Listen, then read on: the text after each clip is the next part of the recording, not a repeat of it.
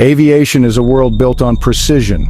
It is a realm of checklists, redundant systems, and constant communication. Pilots and air traffic controllers work in a tightly choreographed dance, ensuring that millions of passengers move safely across the globe every single day. We board planes with an implicit trust in this system, a belief that from takeoff to landing every moment is accounted for. But what happens when that system fails in a way no one ever imagined? What happens when a modern, sophisticated airliner, a Boeing 777, simply vanishes from the sky without a trace? This is the story of Malaysia Airlines Flight 370, a mystery that grips the world not just because it is unsolved, but because it challenges our fundamental assumptions about the technology we rely on. On March 8, 2014, MH370 did more than just disappear. It tore a hole in our understanding of modern air travel. The aircraft, carrying 239 souls, departed from Kuala Lumpur on a routine red-eye flight to Beijing. It flew into the night and then it was gone. There was no distress call, no report of bad weather, no sign of any trouble. One moment it was a predictable blip on a radar screen, and the next it was nothing. The night of March 8, 2014 began with the familiar routines of international travel at Kuala Lumpur International Airport. On the flight deck were two experienced pilots, Captain Zahari Ahmad Shah, a veteran with over 18,000 flying hours, and his first officer, Farik Abdul Hamid, who was completing his training on the 777. The plane was bound for Beijing, China, a journey of roughly 6 hours. At 12:42 a.m. local time, MH370 lifted off from the runway, climbing into the dark tropical sky. For the first 38 minutes, everything was perfectly normal. The aircraft ascended to its cruising altitude of 35,000 feet, following its planned flight path northeast over the Malay Peninsula toward the South China Sea. At 1:19 a.m., as the plane was about to be handed over from Malaysian to Vietnamese air traffic control, a final, calm voice transmission was heard from the cockpit. "Good night, Malaysian 370. This was the last verbal communication from the flight. Just 2 minutes after that final sign-off at 1:21 a.m., something went terribly wrong. The aircraft's transponder, a device that broadcasts the plane's identity, altitude, and speed to ground-based radar, was switched off. At that precise moment, MH370 vanished from the screens of civilian air traffic controllers. It had reached the edge of Malaysian airspace, a point of transition where vigilance can sometimes momentarily relax, as one controller assumes another is about to take over. But the plane never checked in with the controllers in Ho Chi Minh City, Vietnam. The absence of a distress call is one of the most baffling elements of the entire event. Yet from MH370 there was only silence. The sudden and complete cessation of all communication systems, coupled with the lack of any alert, suggested that this was not a typical catastrophic failure. It was the beginning of a deliberate act, a conscious decision by someone on board to make the plane disappear. While MH370 disappeared from civilian radar screens when its transponder was turned off, it had not vanished entirely. Military radar, which operates differently, was still able to track the aircraft. Civilian or secondary radar relies on the transponder to send back information. Military or primary radar works by bouncing radio waves off objects and detecting the reflections. It sees a plane as a simple, unidentified blip, without knowing its altitude or identity. And what the military radar saw that night was astonishing. Instead of continuing on its northeasterly path to Beijing, the unidentified blip believed to be MH370 made a sharp, deliberate turn to the southwest, flying back across the Malay Peninsula. This turn was not the action of a plane in distress or one that was out of control. It was a controlled navigational maneuver that took the aircraft over several key waypoints, suggesting it was being actively flown by a skilled pilot. The plane flew over the island of Penang, close to the hometown of Captain Zahari. This ghostly journey back across Malaysia went unnoticed in real time by military personnel who were not on high alert for a threat from a commercial airliner. The radar data was only analyzed hours later, after the plane had been officially declared missing. This crucial information revealed that the initial search and rescue efforts in the South China Sea, where everyone thought the plane had gone down, were focused on the wrong place. The primary radar track showed the aircraft continuing out over the Strait of Malacca and into the Andaman Sea. It was flying erratically at times, with reports of significant changes in altitude, before eventually settling on a steady course northwest.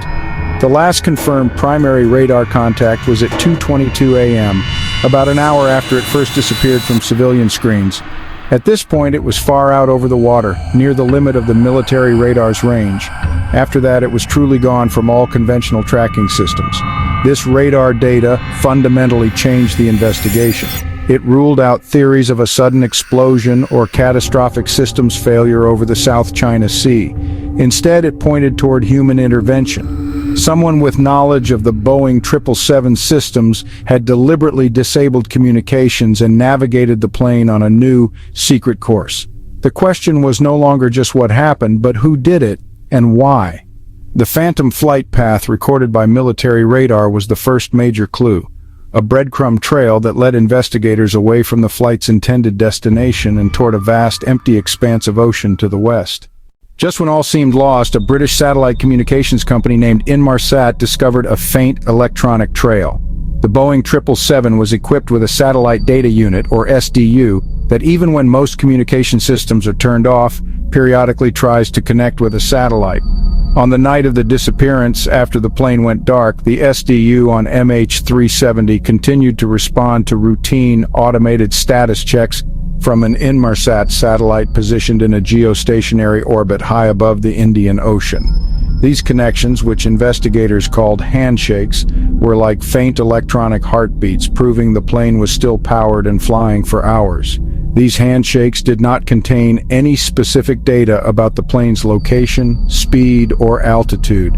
They were simply a signal that confirmed the SDU was online. However, by analyzing the time it took for the signals to travel between the satellite and the aircraft, and by measuring the subtle shift in their frequency, a phenomenon known as the Doppler effect, Inmarsat engineers could make some incredible deductions. They calculated the distance between the satellite and the plane at the time of each handshake. This allowed them to draw a series of arcs on a map, representing all the possible locations of the aircraft at those specific moments. The plane had to be somewhere on these arcs. The final handshake occurred at 8:19 a.m. Malaysian time, a full 7 hours and 38 minutes after takeoff.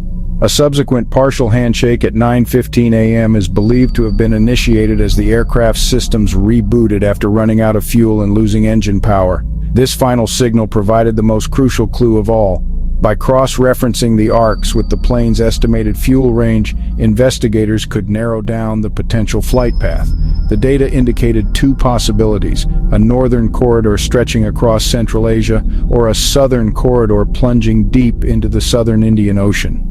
The northern route was quickly deemed unlikely, as it would have taken the plane over numerous countries with sophisticated military radar that would have surely detected it. This left the southern corridor as the only viable option. The analysis concluded that MH370 had turned south after leaving the range of military radar and flown for approximately 6 more hours over one of the most remote and desolate stretches of water on Earth. This groundbreaking analysis, using a system not intended for tracking, transformed the search.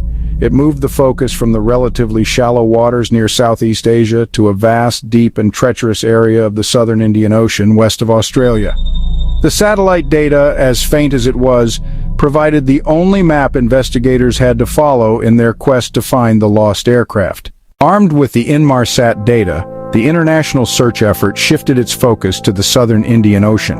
This new search area was just immense, covering millions of square miles of open sea and thousands of miles from the nearest landmass. The Australian Maritime Safety Authority, or AMSA, took the lead in coordinating one of the most complex and challenging search operations in history. Dozens of aircraft from multiple nations, including Australia, the United States, China, and Japan, flew countless sorties over the designated zone, their crews scanning the churning surface of the ocean for any sign of debris. Ships were also deployed to the area, battling rough seas and unforgiving weather in the roaring 40s, a region well known for its powerful winds and massive waves. The initial phase of the search was a race against time to locate the aircraft's underwater locator beacons, which are attached to the flight data recorder and cockpit voice recorder, the so-called black boxes. These beacons are designed to emit an audible ping for at least 30 days after becoming submerged. In early April 2014, an Australian ship, the Ocean Shield, detected a series of acoustic signals consistent with those from a black box. The pings raised hopes around the world that the wreckage was close, and the search was narrowed to a much smaller, more manageable area. Based on the location of these pings, the next phase of the search began, a deep-sea hunt for the wreckage itself. An unmanned autonomous underwater vehicle, or AUV, called the Bluefin 21, was deployed to methodically scan the seabed, which in this region lies more than 14,000 feet, about 4,500 meters below the surface. The AUV spent weeks creating a high-resolution sonar map of the ocean floor, a dark, cold, and high-pressure environment. The world watched and waited, hoping for a definitive image of the aircraft. However, after thoroughly searching the area where the pings were detected, the Bluefin 21 found nothing. The pings were later determined to have likely been a false lead, possibly from the search ship's own electronics. The disappointment was just immense. After months of intensive searching, first on the surface and then on the seafloor, not a single piece of MH370 had been found. The initial search area defined by the pings was abandoned. Investigators went back to the satellite data, refining their analysis to define a new, much larger search zone further south along the 7th arc. This would become the site of a long-term underwater survey conducted by private contractors using even more advanced deep-sea sonar equipment. The search of a century had entered a new, more grueling phase, a slow and methodical grind across a vast and unforgiving underwater landscape. For more than a year after the disappearance, the search for MH370 yielded absolutely nothing. The vastness of the southern Indian Ocean seemed to have swallowed the plane whole, leaving no trace behind. Then in July 2015, the mystery finally offered its first tangible clue. On the shores of Reunion Island, a French territory thousands of miles west of the search area, a man cleaning a beach discovered a large piece of aircraft debris. It was a flaperon, a part of the wing's trailing edge. Aviation experts quickly identified it as belonging to a Boeing 777. The serial numbers on the part were traced, and investigators confirmed the unthinkable. It was from Malaysia Airlines Flight 370. The discovery of the flaperon was a watershed moment. It was the first physical proof that MH370 had indeed crashed, ending in the Indian Ocean. It also validated the satellite data analysis that had pointed to the southern corridor, as ocean current models showed it was possible for debris to drift from the probable crash site to Reunion Island over the course of 16 months. The flaperon was sent to France for detailed analysis, where experts looked for any evidence that could explain how it separated from the aircraft. The analysis suggested the plane was likely in a high-speed, spiraling descent when it hit the water, but the evidence was not conclusive enough to settle debates about the final moments of the flight. Following the Reunion find, more pieces of debris began to wash up on the coastlines of East and Southern Africa. Over the next few years, more than 20 items confirmed or highly likely to be from MH370 were found in places like Mozambique, Tanzania, Mauritius, and Madagascar. These included a section of an engine cowling, an inboard part of the right wing flap, and various cabin interior fragments. Each piece was like a message in a bottle, a ghostly artifact from the lost flight. The locations where they were found helped oceanographers refine their drift models, providing new insights into the most probable location of the main wreckage field, narrowing it down toward the northern end of the official search area. Despite these discoveries, the main underwater wreckage field and, crucially, the black boxes remained elusive. The debris provided confirmation of the plane's fate but offered few answers about the cause of its disappearance. The pieces were too small and too scattered to reconstruct the sequence of events on board. They proved the plane was gone but could not tell the story of how or why. The fragments washing up on distant beaches served as a heartbreaking reminder of the 239 people lost, while the bulk of the aircraft holding the ultimate secrets of the flight remained hidden in the deep, dark waters of the Indian Ocean. In the absence of the main wreckage and the flight recorders, investigators and experts have been left to formulate theories based on the limited evidence available. These theories generally fall into two main categories: those involving deliberate human action and those involving a catastrophic event that incapacitated the crew. The most widely held theory, supported by the official investigation, is that of a deliberate act by one of the pilots.